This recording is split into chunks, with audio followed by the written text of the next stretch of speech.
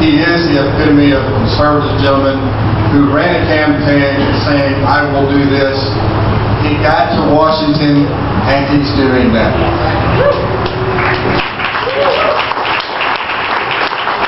It gives me great pleasure and great honor to introduce to you the United States Senator for the state of Kentucky,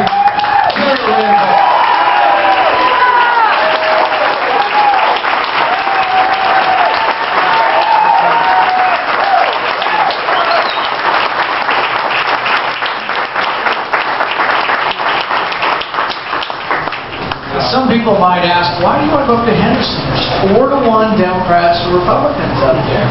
And I can tell you with an honesty and with a straight face that as I traveled the state from one end to the other, there were 2 places that had more enthusiasm than any other part of the state. And they were Madisonville and Henderson County.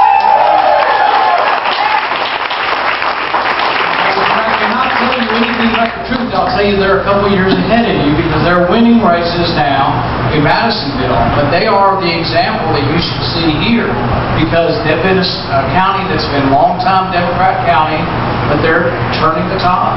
Many of those Democrats are voting for Republicans. I couldn't have got almost 50% of the vote here unless a lot of Democrats voted for them. But you're on the cusp, and it's turning. And if you're motivated, you'll come out here and give up the time on your weekend. It shows that we have a chance. And a motivated minority can become a majority, and I think we will. Now, somebody mentioned cutting $500 billion. So I got there in January and I said, well, you've got to cut spending if you've got any chance. And so to show you the disconnect, though, between Washington and the rest of us, when I introduced it up there, their eyes did roll in the back of their head, and they got all nervous and sweaty. And they said, no way could we ever do that. So to them, it was dead on arrival and had no chance. But when I came home and I spoke to a Tea Party, you know what they said to me at the Tea Party? They said, well, that's a good start. They said, $500 billion, think about it. $500 billion is 1/3 of 1 year's profit. Our deficit in 1 year, what we're adding in 1 year, is $1.5 trillion. So you'd have to cut 500 just to get started. But the amazing thing is what Paul mentioned with this penny plan. When I first heard it, I didn't believe, how could you only cut 1%? The reason it works is that it's a real cut. Everything else you hear in Washington is not a real cut. It's a cut against proposed increases. So when they tell you with this new debt plan to come out that by November 23rd we've got to cut $1.5 trillion, we have to cut $1.5 trillion in proposed increases. All of the caps in spending are greater. So there's 10 years worth of caps. They're 1.2 trillion, 1.3 trillion, 1.4 trillion. Those are bigger numbers every year. We will spend more every year under the plan, and our deficit will grow every year under the debt plan. So it was inadequate. It wasn't enough. That's why the stock market is all over the place. The stock market has already voted on this plan, and it's given a vote of no confidence in this plan. The stock market's down probably 2,000 points in the last month. And some said, oh, it's a Tea Party downgrade. I said, well, that's like trying to blame firemen for fires. We went up there to try to put out the fire of the debt. We're the only ones talking about the debt. We're the only ones proposing cutting spending, and they want to somehow blame $14 trillion worth of debt that they ran up. A lot Democrats, but some Republicans too, over the last 20 years. That's not our fault. We're the ones trying to put out the fire. That shows their game. Their game is the blame game. It's either Tea Party's fault, Republicans' fault, or it's the rich's fault. It's never their own responsibility. They're not willing to accept responsibility for double-digit inflation, a downgrade in our debt. This president will add more debt in his term than all 43 previous presidents combined. It is literally out of control.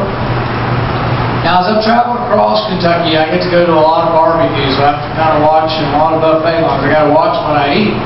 But I was at a barbecue over in Paducah the other day in a buffet line. I get up there, and the guy in front of me's got 2 big plates of food, and he's filling up a 3rd plate. And the guy next to him says, "You're not going to live very long eating like that." He said, "Well, I don't know. My granddad lived to be 105. He said, "Well, I bet your granddad didn't eat like that." He said, "No, he lived to be 105. I'm minding his own business."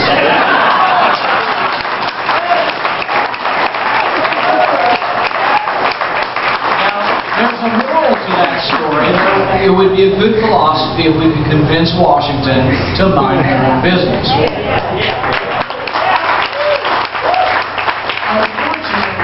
They're in your business everywhere, no matter what your business, whether it's the coal business or buying a refrigerator or buying a shower head or buying a new toilet. They tell you what you can and cannot buy. It's gotten worse. We have 32 federal agencies that are now armed. Now you say, well, I don't mind if the FBI is armed. I don't mind that. I don't mind if our soldiers have arms, of course. But does the Department of Agriculture need arms, automatic weapons, and a SWAT team? 2 weeks ago, outside of Los Angeles, the Department of Agriculture swooped in with semi-automatic weapons and a SWAT team to put an organic food store out of business for the crime of selling milk directly from the cow. Raw milk is apparently a crime, and we've got a SWAT team to take care of it. In Missouri, about 6 months ago, the Department of Agriculture came in and shut down a business. It was a home business. John and Judy Dollarite were doing this very underhanded thing of selling bunnies. Okay? They gave them a $500 fine for not having a license. And they say, well, we've got to have licenses. Everybody, it's not that big a deal. They then fined them $90,000 for all of the bunnies that they've been selling. But they were nice. They said, we're from the government. We have a website, and you can pay by credit card. $90,000. But if you don't pay, within 30 days, it'll be a $3.1 million fine for the crime of selling bunnies. It is literally out of control. You've heard of wetlands. A guy down in Metcalfe County, he's the head of the GOP down there. He says the Corps of Engineers came in and looked at all the private property and ranked it, and his front yard is now wetlands. What do you think that's done to the value of his house? Do you think he can sell his house now? They have stolen the value of his house. Robbie Wrigley is a 40-year-old woman with 3 kids. She's a Sunday school teacher and a Girl Scout leader, and she has never been arrested or been in trouble with the law. She was put in prison for 8 to 10 years for the crime of pollution. Do you know what she was doing, what her polluting crime was? Moving dirt on her land. Her dad's partner, and her were developing 20 acres of low-income housing, and there was a low area on the land, and the EPA said it was a wetland, and by putting dirt on it, you're polluting. And you think, a wetland, what was it, the Everglades?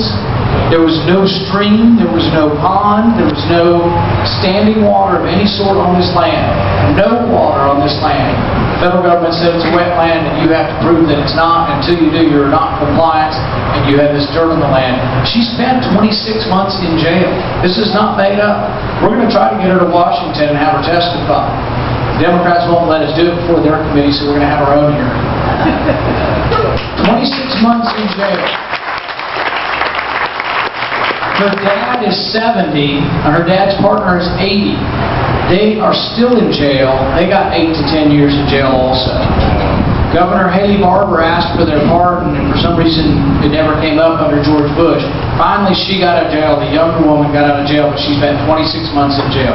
That is awful and shouldn't happen in this country.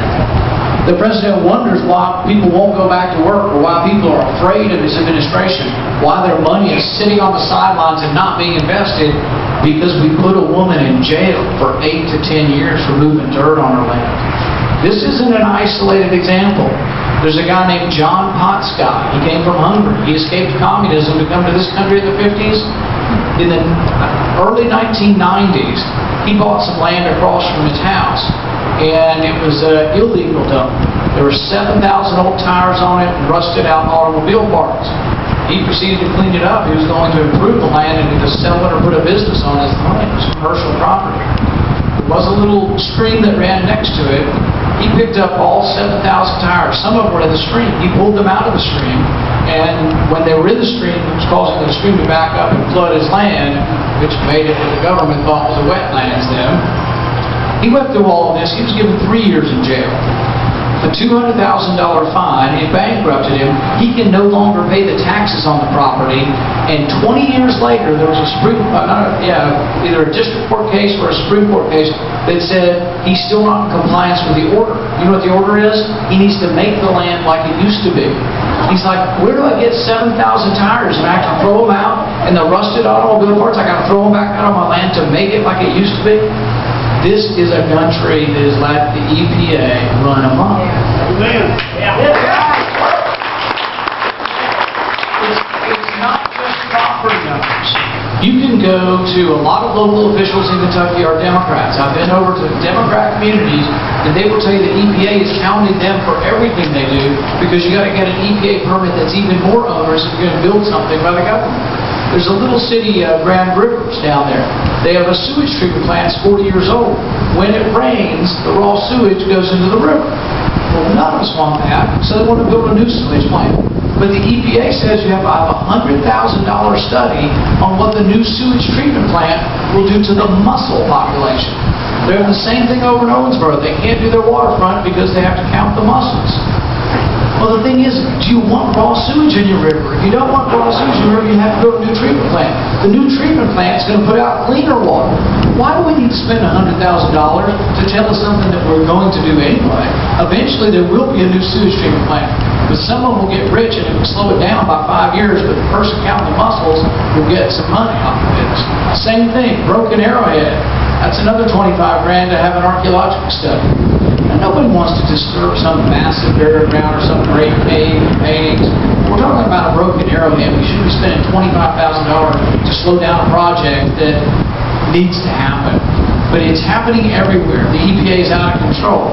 You don't have to talk to anybody for very long in the coal industry to know what's going on. The president makes it sound like they're not being inspected. They tell me they're in there every day. 3 and 4 inspectors every day. It's slowing down production. But we have a president who said that his goal was to bankrupt coal. Well, if you bankrupt coal, it's not just coal miners that are out of work or people who work for the coal mines. Your aluminum factory is going to be gone from here. Alcoa had a statement out just this last week saying they depend on cheap electricity. Cheap electricity comes from coal. You want to have solar panels, you want to have windmills, it's going to cost about 10 or 20 times as much as it does for your coal. That means 10 or 20 times less jobs. If this president truly cared about jobs, he'd come down to your aluminum factory and find out what it would take or what's going to happen if you put them out of business.